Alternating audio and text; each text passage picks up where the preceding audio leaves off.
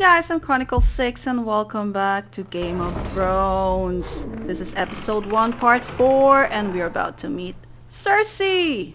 Oh my god. The queen bitch, guys. You can do this. Oh, Tyrion is there! Look at that, Tyrion! Oh my! Alright, let's go.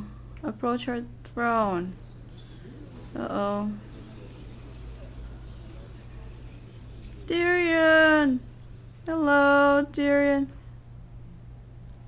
Oh, look at that. Ah, Lady Marjorie. Aren't you looking lovely this evening? Lord Tyrion. Your Grace? With your permission, allow me to introduce Lady Mira of House Forrester.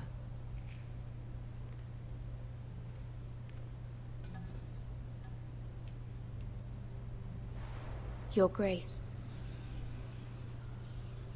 The girl knows her courtesies. Impressive. You may rise. House Forrester is a northern house loyal to the king. Are they?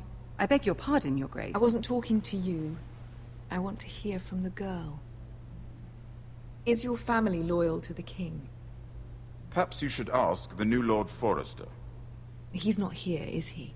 She is. Joffrey is the one true king, Your Grace.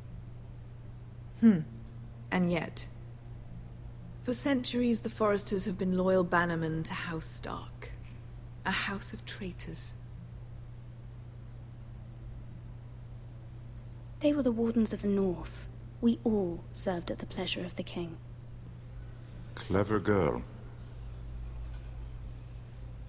Perhaps too clever for her own good. The girl did name Joffrey as the one true king. Is your house willing to swear fealty to your new liege lord, Roose Bolton? Yes, Your Grace. Absolutely. I see. Despite the fact Roose Bolton allied with Walder Frey. If it was me, I'd find it difficult to so quickly forgive the men who killed my father. Oh. Old allegiances are not easily abandoned. But now that the war is over, we must look to rebuild and forge new alliances. There are ships and shields to be built, and Joffrey will need a steady supply of ironwood for his armies. I'm told there are others who would happily serve that purpose, but I trust we can rely on House Forrester. Forrester Ironwood does seem rather unique. Yes, Your Grace. It would be a shame to see it fall into the hands of another house. I imagine you'd do almost anything to prevent that from happening, wouldn't you? Ask any Lannister, and they'd do whatever was necessary to save Casterly Rock. It would be unfortunate to see another house lay claim to what's yours. Yes, Your Grace. I would do anything. I see. What would you have the girl do, Cersei? It's not as if she fought beside the Starks, wielding a battle axe for the Northern Army. It raises an interesting question, I suppose. Can we truly blame those who end up on the wrong side of the war? Our dear Marjorie here was betrothed to Renly Baratheon on the false assumption that he would one day rule the Seven Kingdoms. Can we fault her for her mistake? Should she be held accountable?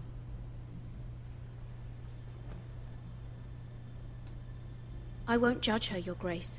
I wasn't there. I didn't face her decisions. Aren't you a delightful girl? If only one could flit through life without ever holding an opinion of their own. If there's a point to this, I hope you find it quickly. Loyalty can be such a hard thing to define. This city alone is filled with all sorts of ambitious opportunists looking to reinvent themselves, pretending to be something they're not. Who knows what lurks within their hearts? You are a girl from the north, here in service to Lady Marjorie. One can only assume her interests are yours. Yet loyalty to a king, that must be absolute, beyond question. And if your loyalties were to become conflicted between your king and the very person whom you serve, what would you do then? I'm sure she Let the would... girl answer the question. Go on. My loyalties would never conflict, Your Grace. That's a coward's answer. I will not have my time wasted by a northern girl who thinks she can play games. Who do you choose? Oh my. Let's do this. My king! The king, of course. Well said. I was beginning to worry you didn't have your priorities straight. She is a threat to the crown, isn't she? The most dangerous handmaiden in all of King's Landing. My sense is this girl will say almost anything to get what she wants. Which is not very encouraging. I'd like a word with you, if I may. Of course, Your Grace. Oh boy.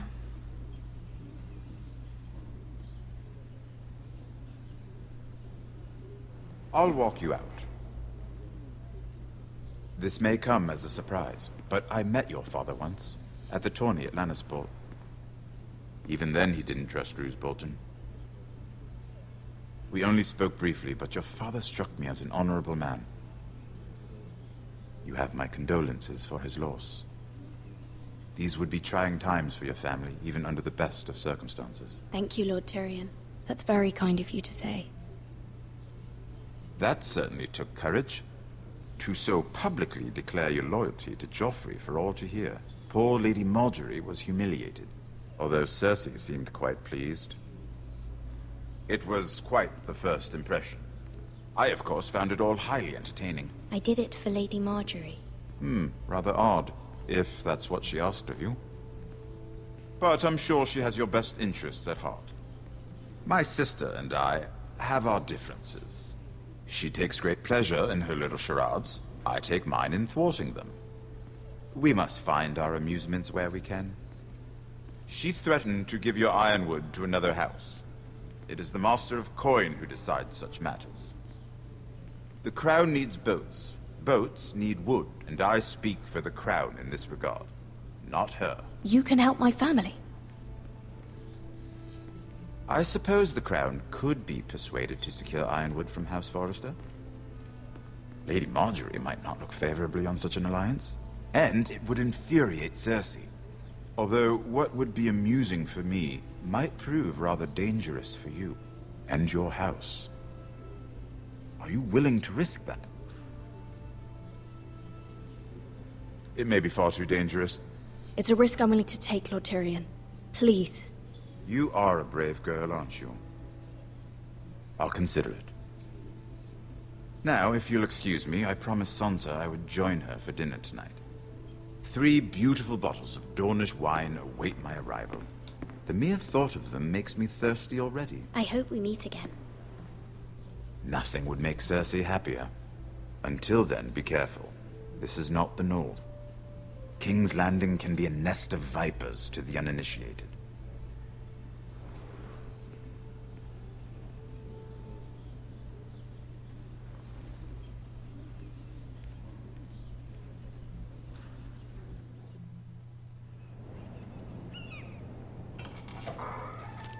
So did she know her father's dead? Mira, I was worried. How was it? Cersei has a way of looking at you as though you're nothing. It's more than a little intimidating. I'd rather not discuss it, if you don't mind. Of course not. It must have been horrible. But at least it's over now. I don't trust anyone, okay? Lady Margaery has spent the entire day working on seating arrangements for the wedding. Of course, you and I are seated way at the back. Here with the 4th cousins and the 9th-born sons. Ah, Sir Jaime. I wouldn't mind tarnishing that white cloak of his. Sarah! What? It's true. And Oberyn Martell, the Red Viper. I'm told he has a paramour. Which I doubt is Dornish for wife. You'll get us in trouble. We're just having some fun.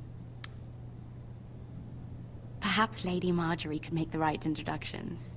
Who knows? We might meet our future husbands. Although, marrying a king, I can only imagine what that would be like. Would you marry Joffrey if it meant you'd become queen? Hell no. He does have a certain look about him. And he's always treated Lady Marjorie well. I don't want to be queen no matter who I'd have to marry. Don't want to be queen? You northerners. You'd make a perfect scepter. Well, I would marry him. Imagine the power you would have as Queen of the Seven Kingdoms. I might even allow you to be my handmaiden. Let's see, who else should we marry off? Brienne of Tarth and Tyrion Lannister. What a perfect match! Sir Bronn and... What are you doing?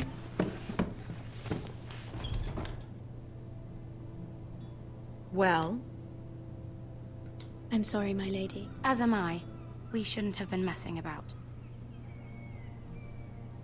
This is not a game. It's a battle plan. Allies and enemies can be made with every move. Yet they say it is men who are powerful. The Queen was pleased by your display, Mira. I'm just glad it's over. King's Landing can be exhausting sometimes. There's always someone to please or some perceived slight to smooth over. I fear it will only get worse when I am Queen. Once they know your true heart, the lords and ladies will have no choice but to love you. Do you agree?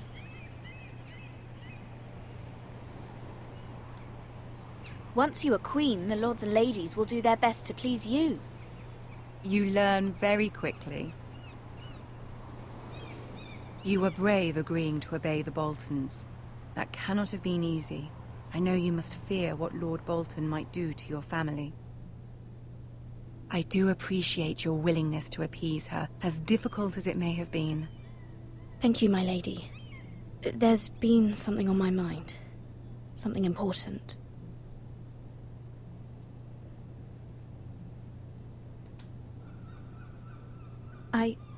I did have a favor to ask of you in return. Whatever you wish to say, you can say it in front of Sarah. There are no secrets between us. It's about my family. I trust her.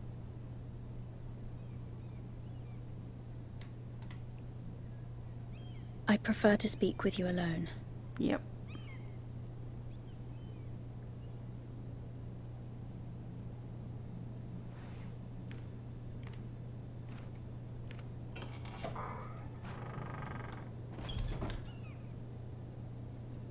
Go on. Ask. Forgive me, my lady. I wouldn't otherwise ask this of you, but my mother insisted. It's about my family. Ramsay Snow. What would you have me do? My mother fears our family will suffer if Ramsay is left to do as he likes. She thought, if a raven could be sent to the Boltons to let them know House Forrester has the protection of the crown. I know it's a lot to ask of you, and I wouldn't otherwise, but she insisted. That is no small request, especially now. I know, my lady, and I wouldn't ask this of you otherwise. But my mother has left me no choice. She insisted. Joffrey knows only too well your family fought for the Starks, and now you would have me ask him to intervene. Is the situation that dire? Joffrey will not look favorably on such a request. I will forever be in your debt. My family will forever be in your debt. I don't know, Mira. If Cersei were to find out... Don't let the Queen bully you. You have power over him, Lady Marjorie, as no one else does. Not even his mother. Ramsay Snow will arrive at Ironrath within the week. I would never ask this of you if it weren't so urgent.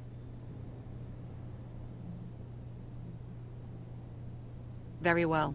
I'll make your request, but I cannot promise anything. Thank you, my lady. I will send a raven to my family at once.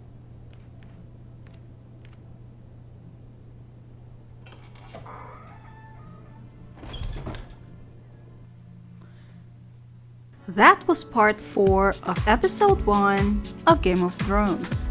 See you in the next video. I'm Chronicle 6. Bye-bye.